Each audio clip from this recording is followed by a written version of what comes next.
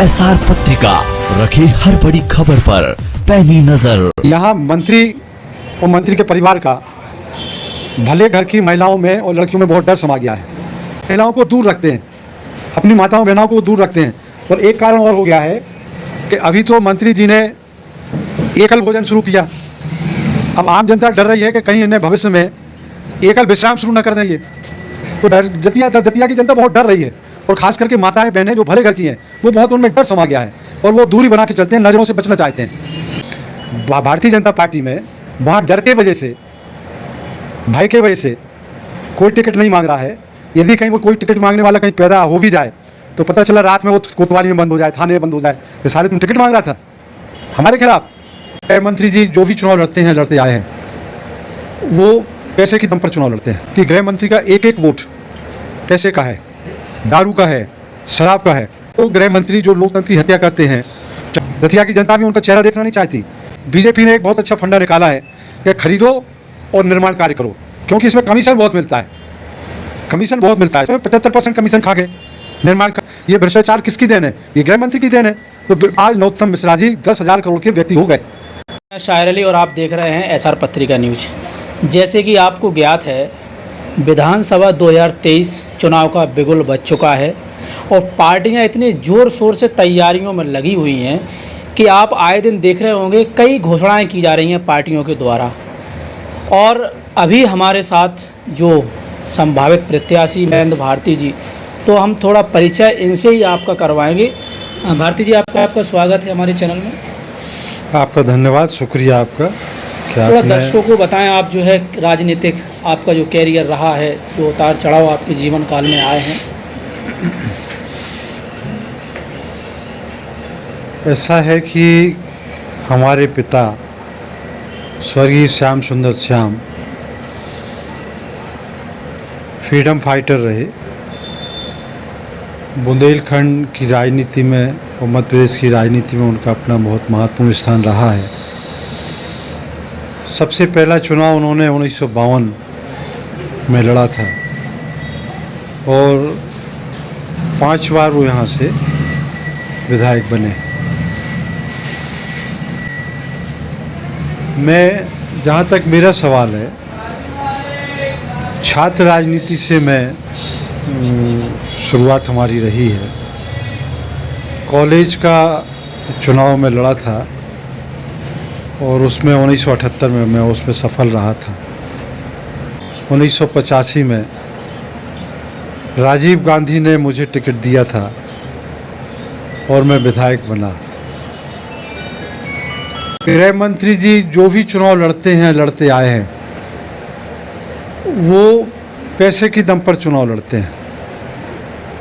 Correct practice चुनाव में करते हैं। वो साड़ियाँ बांटना, दारू बांटना, पैसा बांटना, ये उनका सगल है और वो हर चुनाव में ये करते हैं। तो ये एक लड़ाई जो है वो लोकतंत्र को बचाने की है। एक व्यक्ति लोकतंत्र को खरीदता है, हम लोग लोकतंत्र की रक्षा के लिए चुनाव लड़ते हैं, जनता के बीच में जाते हैं। और ये फ़र्क जो है आप देखिएगा कि गृह मंत्री का एक एक वोट पैसे का है, दारू का है, शराब का है। हमारा जो 70,000 वोट है लगभग, वो जनता के आशीर्वाद का है। एक एक वोट हमारे मुफ्त का है, फ्री का है। जनता ने हमको दान स्वरूप वोट दिया है, आशीर्वाद दिया है।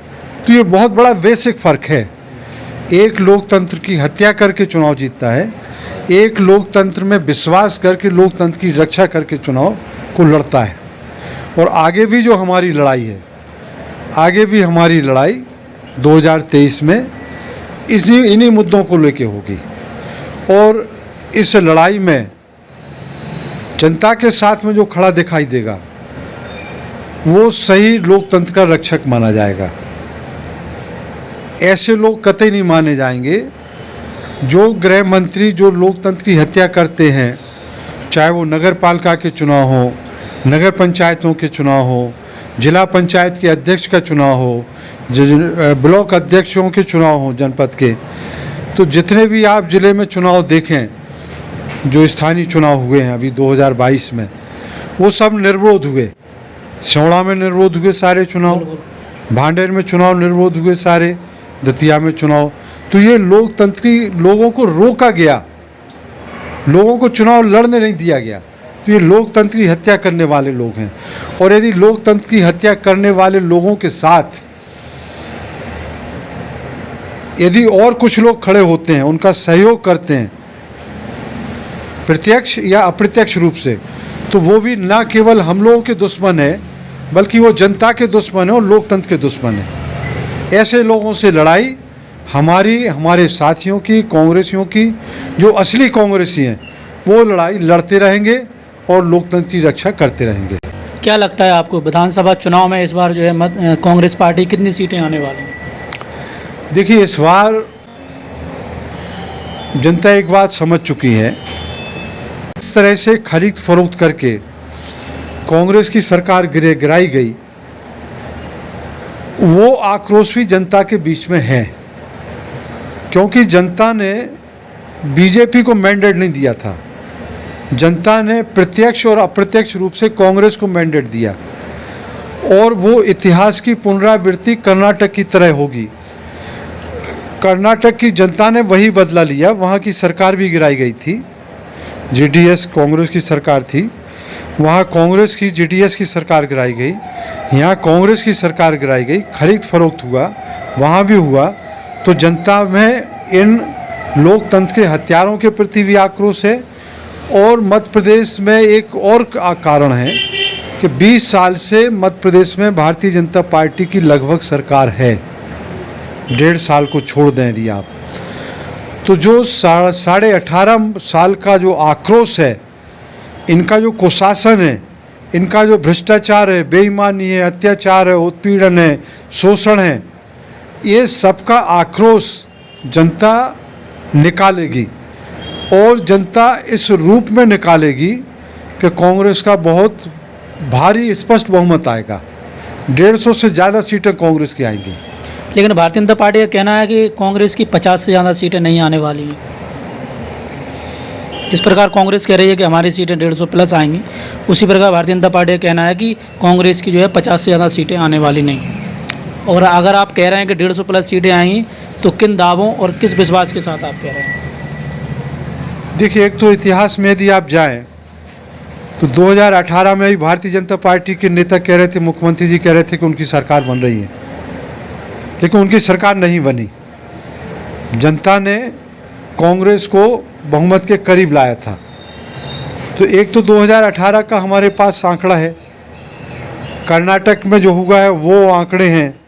तो हम इस दावे के साथ कह सकते हैं कि इस बार जनता बदलाव के मूड में है। शिवराज सिंह जी का या गृह मंत्री का चेहरा नहीं देखना चाहती अब जनता, दतिया की जनता भी उनका चेहरा देखना नहीं चाहती। और उनकी बेईमानी, भ्रष्टाचार, ये चाहे किसी भी लेवल पे आप जाएं, किसी भी क्षेत्र में आप जाएं, जास्ती, बदतमीजी, दुर्व्यवहार और तानाशाही, इसके अलावा कुछ आपको मिलेगा नहीं। और इन सब से अब जनता ही। हम दतिया की बात करें तो दतिया में किन किन विकास कार्यों की अभी ज़रूरत है? और दावे किए जाते हैं कि दतिया जो है 15 साल पहले क्या था और आज क्या है। 15 साल पहले ये पता नहीं चलता था कि रोड कहाँ है और गड्ढा रोड में है या रोड गड्ढे में है, ऐसा जो है कहा जाता है भारतीय जनता पार्टी के द्वारा। आप जो कह रहे हैं उसमें ये मान लीजिए आप कि जब अंग्रेज इस देश को लूट के ले गए तो कुछ नहीं था, लेकिन प्रधानमंत्री जब नेहरू जी बने तो उन्होंने भारी उद्योग दिए, नहरें दी, बांध दिए। ये दिया कि नहीं दिया?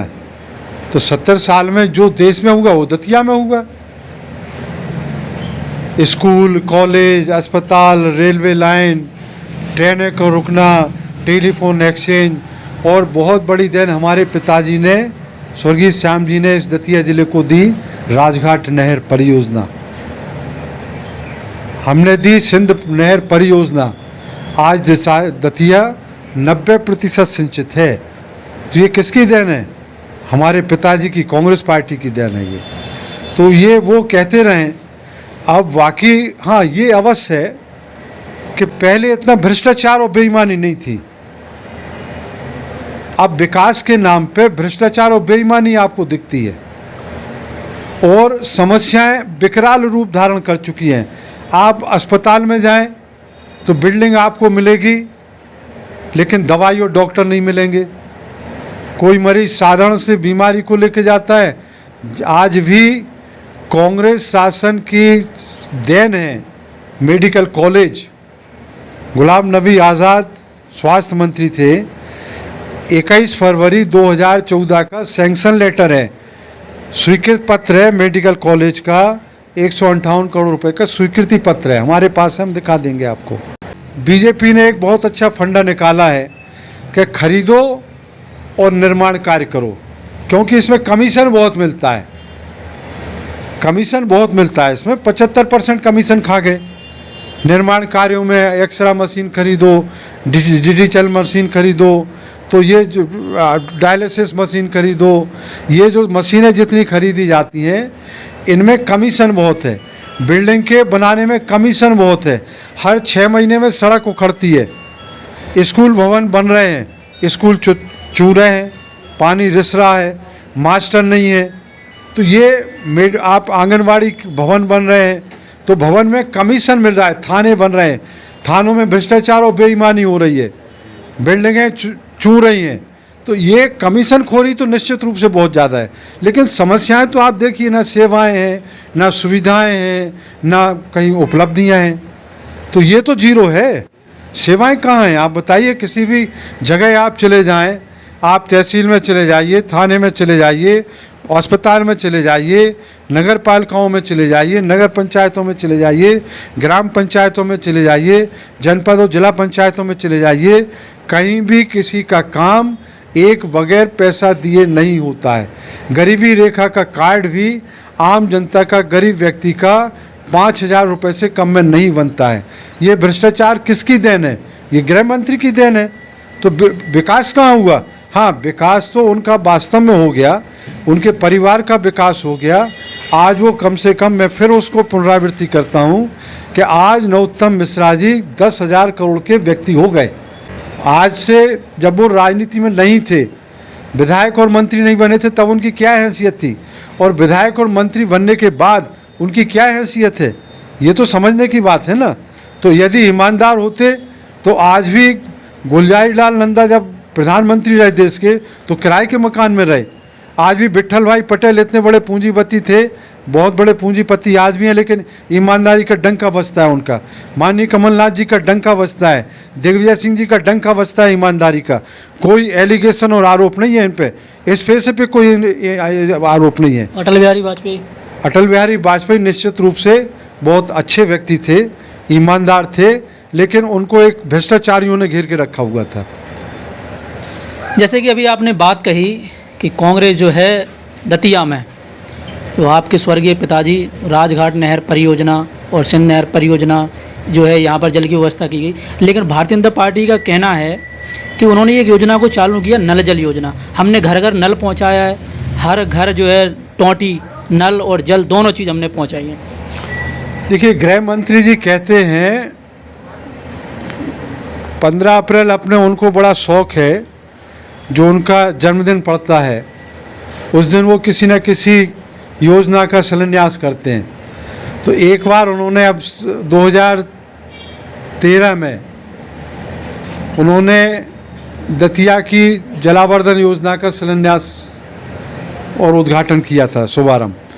और ये उन्होंने कहा था कि हम दतिया की शहर की जनता को 3री मंजिल तक पानी पहुंचा के देंगे। जी बिल्कुल, आपको यदि याद हो, हमारे पास वीडियो रखा है। तो 3री मंजिल तक आज 1ली मंजिल पे पानी नहीं आ रहा है। अब या तो ये मान लें कि जनता की गलती है कि उन्होंने कहा था कि 3री मंजिल पे पानी देंगे, तो लोग 3री मंजिल नहीं बनवा पाए, इसलिए बेचारे प्यासे हैं। 1ली मंजिल 2री मंजिल का उन्होंने कहा ही नहीं, उन्होंने तो 3री मंजिल का कहा था। तो 1ली मंजिल पे जो ग्राउंड फ्लोर है, सड़क है, उस पर पानी नहीं है। आज दतिया शहर में 3-3, 4-4 दिन में पानी आता है और आप पूरे मीडिया के अखबार उठा के देख लें, आप अपना खुद सर्वे करवाएं, चाहे वो नल जल योजना शहर की हो चाहे ग्रामीण की हो। और यहाँ तक कि ग्रामीण जल योजना में जितना शहर में भ्रष्टाचार हुआ है, अमृत योजना में, आपकी सीवर लाइन पर योजना में, आपकी जलावर्धन योजना में, ये जो गबन घोटाले हुए हैं और राहुल गांधी जी ने जो बुंदेलखंड पैकेज दिया था, उस पैकेज में पीएचई के माध्यम से जितने और पहले काम हुए हैं, आप पहले और जाइए, इसके पहले जो बुंदेलखंड पैकेज में काम हुआ नल जल योजना का, उसमें भ्रष्टाचार आप देख लीजिए, बेईमानी आप देख लीजिए। बाद में फिर ये नल जल योजना ग्रामीण क्षेत्र की और अलग से आई, तो इसमें भी आप जाके देख लीजिए, कहीं टोंटी नहीं है, कहीं पानी नहीं है, कहीं पाइप उखड़ गए हैं। आप गांव-गांव में जाके देख लीजिए, आपको सारी योजनाएं ध्वस्त और नष्ट हुई मिलेगी। कहीं किसी को पानी कभी मिलता है, कभी नहीं मिलता है, और पर्याप्त मात्रा में जितनी जनसंख्या है, चाहे वो ग्रामीण क्षेत्र की हो चाहे वो शहरी क्षेत्र की हो, इन्होंने दावा किया था कि हम 100% जितनी जनसंख्या उसको पानी देंगे। लेकिन आप ये दावे के साथ मैं कह सकता हूँ कि 50% से ज़्यादा जनसंख्या को पानी नहीं मिलता है, और वो पानी भी 3-3, 4-4 दिन के बीच में मिलता है, और गंदा पानी मिलता है। जैसे कि अभी आपने सुना होगा कि शिवराज सरकार मंच से शिवराज सिंह चौहान जी जो है कहते हैं, और ए गुंडे और बदमाश होशियार हो जाइए, मैं तुमको ज़मीन में गाड़ दूंगा। क्या गुंडागिर्दी ख़त्म हुई है? जैसे कि भाजपा सरकार का दावा है कि हमने दंगाई और गुंडा जो हैं उनको सबको ख़त्म कर दिया है। देखिए, मध्य प्रदेश में लगातार दंगे भी हो रहे हैं, चाहे बुरहानपुर का हो, चाहे इंदौर का हो, चाहे और जगह हो। दंगे भी यही करवाते हैं, और ये केवल इसलिए करवाते हैं कि पोलराइजेशन हो, हिंदू मुस्लिम बट जाए, इस देश का, मध्य प्रदेश का, दतिया का भाईचारा खत्म हो जाए, एक दूसरे के अंदर जो मोहब्बत है वो खत्म, नफ़रत में बदल जाए। ये बीजेपी के लोग यही काम करते हैं। हाँ, ये जो गुंडों को धमकी देते हैं, वो धमकी इसलिए देते हैं, उनको गाड़ते नहीं हैं। ये धमकी इसलिए देते हैं कि वो उनके पास पहुंच जाएं।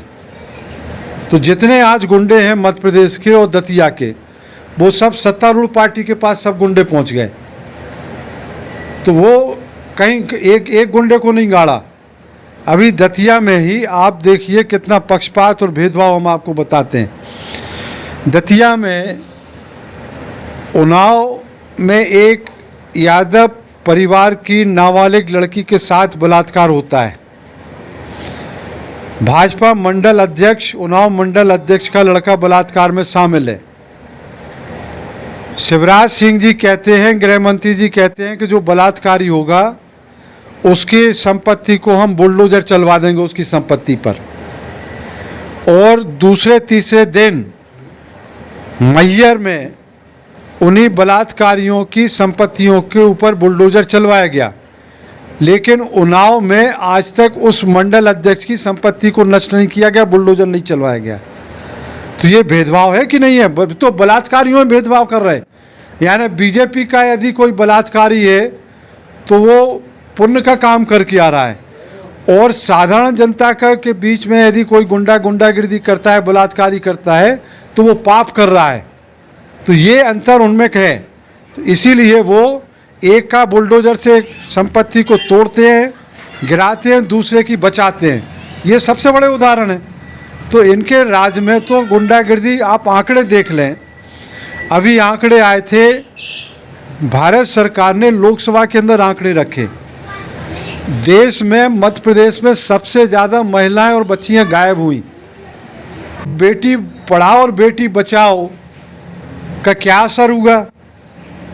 हाँ, ये केवल इतना असर हुआ है कि जो बलात्कारी और बेटियों के साथ जो यौन शोषण करते हैं, चाहे वो बृजभूषण सिंह हो सांसद, समझ रहे ना आप, चाहे वो हो चाहे यहाँ क्यों, वो सब पाक साफ हैं। वो जो कुछ करें वो पाप करें तो वो पुण्य है, और कोई यदि पुण्य करे दूसरा व्यक्ति दूसरी पार्टी का तो वो पाप है। इनकी पाप और पुण्य की परिभाषा बदल गई है। तो ये आंकड़े आप देख लें, चाहे दतिया जिले के आपराधिक आंकड़े देख लें, चाहे मध्य प्रदेश के आपराधिक आंकड़े देख लें, और आंकड़े आपको बढ़े हुए दिखाई देंगे उस स्थिति में जबकि बहुत सारे आपराधिक मामले ये दर्ज ही नहीं करते। इनकी पुलिस दर्ज ही नहीं करती है, भगा देती है, डांट के भगा देती है, वहीं उनको 24 घंटे अनधिकृत रूप से बंद कर लेगी। तो इस तरह के काम हो रहे हैं। तो ये आप अपराधों की तरफ जाएं, अपराधियों की तरफ जाएं, दंगों की तरफ जाएं तो ये बड़े हैं, घटे नहीं हैं। और इन सब में योगदान कहीं ना कहीं अप्रत्यक्ष और प्रत्यक्ष रूप से भाजपाई नेताओं का और सरकार का है। भारतीय जनता पार्टी कहती है कि कांग्रेस में कभी महिलाओं को सम्मान नहीं मिला। हमारी पार्टी जो है महिलाओं को सम्मान देती है और महिलाओं को सशक्त बनाने का काम किया है। देखिए, महिला सशक्तिकरण का नारा सबसे पहले आदरणीय राजीव गांधी ने दिया था। उन्होंने जो पंचायत अधिनियम लाए, उस पंचायत अधिनियम में उन्होंने महिलाओं के लिए आरक्षण की व्यवस्था की थी। और मध्य प्रदेश में सबसे पहला काम महिलाओं को आरक्षण देने का काम किया है माननीय दिग्विजय सिंह जी ने। जब वो मुख्यमंत्री थे तो पंचायतों का जो नगर पालिकाओं के और पंचायतों के जो आरक्षण किया था वो सबसे पहले दिग्विजय सिंह जी ने किया है। तो भारतीय जनता पार्टी यदि वाही लूटने का काम करती है तो सबसे पहले वाही यदि मिलना चाहिए तो दिग्विजय सिंह जी को मिलना चाहिए और राजीव गांधी जी को मिलना चाहिए। और कांग्रेस को तो इसलिए और मिलना चाहिए कि इस देश में सबसे पहले यदि प्रधानमंत्री कोई महिला दी है तो इंदिरा गांधी के रूप में कांग्रेस ने दिया है। तो महिलाओं के लिए सशक्तिकरण का काम कांग्रेस ने किया है। भारतीय जनता पार्टी केवल कहती है, करती नहीं है। यदि सशक्तिकरण का काम ये करते तो आज भी आरएसएस में महिलाएं नहीं हैं, महिलाओं से उनकी इतनी दूरी है। तो वो सशक्तिकरण की बात क्या करेंगे? जो महिलाओं से दूरी बना के चलते हैं वो महिलाओं की सशक्तिकरण की बात क्या करेंगे? आज भी शाखाओं में आरएसएस में महिलाओं को कोई स्थान नहीं है। आरएसएस बीजेपी मनुवाद का समर्थन करती है और मनुवाद में महिलाओं को कोई स्थान नहीं है। अभी तो मंत्री जी ने एकल भोजन शुरू किया।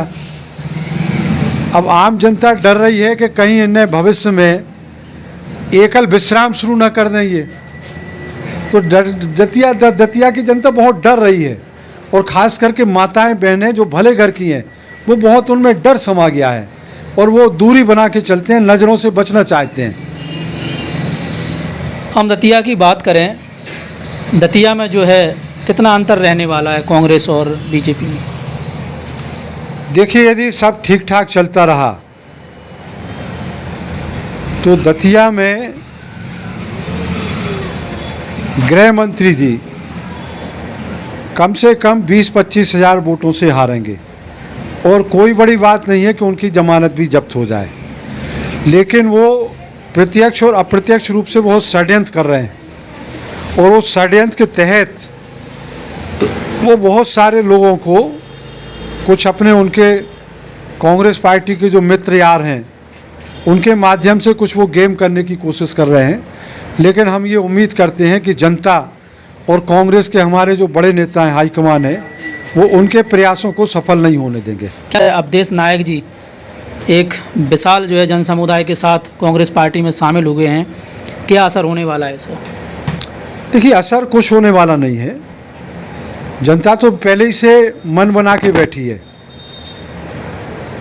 अब वो लोग कांग्रेस में आए हैं जो अभी तक मंत्री जी के साथ थे, लेकिन आए हैं तो उनका स्वागत है। अब कितनी देर के लिए आए हैं, कितने दिनों के लिए आए हैं, ये बीडी शर्मा उमा भारती तय करेंगे और मंत्री जी तय करेंगे कि वो कब तक हैं। लेकिन हम चाहेंगे कि वो लंबे टाइम तक रहें और जनता की लड़ाई में साथ दें। बिल्कुल। जैसे कि राहुल गांधी जी की जो लोकसभा सदस्यता है उसको रद्द की गई थी, और हाल ही में जो है सुप्रीम कोर्ट ने उसको बहाल कर दिया है। इसका क्या मैसेज गया है जनता में? की तारीख में यदि आप देखें तो देश में दो पक्ष हैं। एक पक्ष वो है जो लोकतंत्र की लगातार हत्या कर रहा है, अभिव्यक्ति की जो स्वतंत्रता है उसको खत्म कर रहा है, और दूसरा पक्ष वो है जो इस सब की लड़ाई लड़ रहा है। आदरणीय राहुल गांधी लोकतंत्र की रक्षा करने की लड़ाई लड़ रहे हैं। जिस तरह से लोकतंत्र को कुचला जा रहा है, दबाया जा रहा है, डराया जा रहा है, धमकाया जा रहा है, उसके खिलाफ राहुल गांधी जी लड़ाई लड़ रहे हैं। और उस लड़ाई को दबाने के लिए, उस आवाज़ को दबाने के लिए जिस तरह से 24 घंटे के अंदर राहुल गांधी जी का फैसला आया और लोकसभा सचिवालय ने, स्पीकर ने तत्काल एक्शन लिया और उनकी सदस्यता खत्म कर दी, तो इससे केवल देश के अंदर ही नहीं बल्कि पूरे दुनिया के अंदर ये मैसेज गया कि हमारे देश में लोकतंत्र खतरे में है। लोकतंत्र की आवाज़ को उठाने वाले लोगों को दबाया जा रहा है। जब ये सुप्रीम कोर्ट ने न्याय दिया, सुप्रीम कोर्ट का फैसला आया, तो जनता का न्यायालय के प्रति विश्वास पैदा हुआ है कि आज भी इस देश में न्यायालय और न्याय जिंदा है। और राहुल गांधी के फैसले ने ये सिद्ध किया है कि जो कुछ उनके साथ किया गया था वो बहुत अन्यायपूर्ण था। उस अन्याय के विरुद्ध जब जनता में ये मैसेज गया कि सुप्रीम कोर्ट ने राहुल गांधी जी की सदस्यता बहाल कर दी है, स्टे दिया है, तो निश्चित रूप से जनता में खुशी का माहौल है और जनता प्रसन्न है। कांग्रेस ही तो प्रसन्न है ही, लेकिन जनता में भी प्रसन्नता का भाव है, क्योंकि एक व्यक्ति जो लड़ाई लड़ रहा है उसको ताकत मिल गई है और वो फिर से लड़ाई लड़ेगा, जनता की आवाज़ को उठाएगा। ये सबसे बड़ी उपलब्धि है लोकतंत्र की। जैसे कि टमाटर 200 पार हो गया, अदरक 300 पार हो गया, पेट्रोल 100 पार हो गई, ऐसे कई चीज़ें हैं, खाने पे टैक्स आ गया, आटा महंगा हो गया, बिजली जो है, किसानों का कहना है कई जगह धरने प्रदर्शन चल रहे हैं, एक दिन में 2-2, 3-3 जगह धरने प्रदर्शन चलते हैं, तो बिजली जो है 2-2, 3-3 घंटे आती है। लेकिन भारतीय जनता पार्टी जो है विज्ञापनों के माध्यम से, अखबार, टीवी चैनल में आपने देखा होगा कि जो घरेलू बिजली है वो 24 घंटे और जो सिंचाई बिजली है, विद्युत है, उसको जो है 12-12 घंटे दिया जा रहा है। कहाँ तक ये सत्य, और इन महंगाई को लेकर आपकी क्या जो है प्रतिक्रिया रही? देखिए, नरेंद्र मोदी से लेके और शिवराज सिंह तक ये हजारों लाखों करोड़ों रुपए जो विज्ञापन पर खर्च करते हैं, यदि वो जनता की समस्याओं पर खर्च कर दें तो जनता की समस्याएं खत्म हो जाएंगी। एक चैनल ने सर्वे किया है कि इस विज्ञापन में 33,000 करोड़ का जो है खर्च हुआ है। हाँ, नरेंद्र मोदी ने खर्च किया 33,000 करोड़ रुपए। तो आप सोचिए, 33,000, मध्य प्रदेश सरकार ने हजारों करोड़ रुपए, यहाँ का बजट पहुँच गया। यदि तो आप 2003 से देख लें तो ये केवल विज्ञापनों में सब चीज़ हो रही है। लाइट भी विज्ञापन में आ रही है, पानी भी आ रहा है, बिजली भी आ रही है, सड़क भी बन रही है, रोजगार भी मिल रहा है, महंगाई भी कम हो रही है। ये विज्ञापनों में सब कम है। लेकिन आप विश्वास करिए कि एक समय था जब जनता ने आलू प्याज पर भारतीय जनता पार्टी को हरा दिया था। और अटल बिहारी जी की सरकार जो है आलू। दतिया विधानसभा से कांग्रेस में हमें कई प्रत्याशी जो है दिख रहे हैं जो तैयारी कर रहे हैं, क्योंकि जो लगातार जनसंपर्क कर रहे हैं वो कहीं ना कहीं एक दावेदारी पेश कर रहे हैं। लेकिन हमें भारतीय जनता पार्टी से एक उम्मीदवार के अलावा दूसरा उम्मीदवार नहीं दिख रहा है, ना ही किसी ने दावेदारी पेश की है। ऐसा क्यों है, क्या है आपका मानना? कांग्रेस पार्टी ने लोकतंत्र की और आज़ादी की लड़ाई लड़ी है, इसलिए कांग्रेस का जो मूल मंत्र है वो लोकतंत्र है। और जो लोकतंत्र आज़ादी से पहले से स्थापित कांग्रेस में है, आज़ादी के लड़ाई में रहा, आज़ादी के बाद रहा, और उसी का उदाहरण आज आपको यहाँ मिलता है। कांग्रेस लोकतांत्रिक पार्टी है, लोकतंत्र में विश्वास करती है। इसलिए कांग्रेस में 5, 10, 15, 20 जितने लोगों को टिकट मांगना उतना मांगे। हम टिकट नहीं मांग रहे, पार्टी चाहे तो दे दे, लेकिन 15-20 लोग टिकट मांग रहे हैं, इसका मतलब ये है कि लोकतंत्र कांग्रेस में है। भारतीय जनता पार्टी में वहाँ डर के वजह से, भय के वजह से कोई टिकट नहीं मांग रहा है। यदि कहीं वो कोई टिकट मांगने वाला कहीं पैदा हो भी जाए तो पता चला रात में वो कोतवाली में बंद हो जाए, थाने में बंद हो जाए, ये साले तुम टिकट मांग रहा था हमारे खिलाफ। तो ये फ़र्क है। तो एक तरफ लोकतांत्रिक पार्टी, एक तरफ अलोकतांत्रिक पार्टी है, ये फ़र्क है। और अलोकतांत्रिक पार्टी में जो तानाशाह होते हैं वो अलोकतांत्रिक होते हैं, लोकतंत्र को पसंद नहीं करते हैं। जो तानाशाह नहीं होते हैं, जो सब में विश्वास करते हैं, सबको साथ में लेके चलते हैं, वो सबको पसंद